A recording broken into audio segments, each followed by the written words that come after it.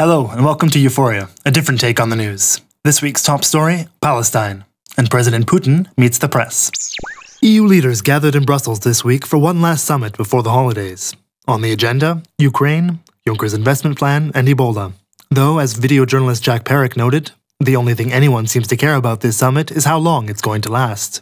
On Wednesday, MEPs overwhelmingly backed Palestinian statehood, while a top EU court removed Hamas from the EU's list of terrorist groups. Freelance journalist GaryckArntzen thought that the foreign press could look forward to a fine vintage of talking points at cocktail hour with Israeli Prime Minister Benjamin Netanyahu.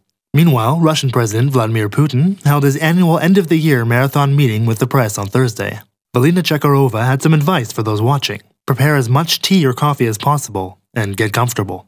One question on the mind of many was what Putin was planning to do about falling oil prices and the plummeting ruble. The president assured the press that everything was under control. Or not. As Financial Times correspondent Jack Farsi pointed out, the ruble fell 4.5% against the dollar while Putin was speaking, leaving the market unimpressed by the defiant bear.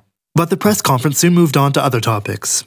A Ukrainian journalist, sporting a dill-themed shirt, referencing a Russian nickname for Ukrainians, was curious about Russia's soldiers in Ukraine. He wasn't the only one expecting Putin to provide some answers.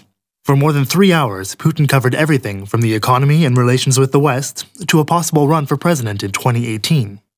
But nothing could live up to the promo for the event.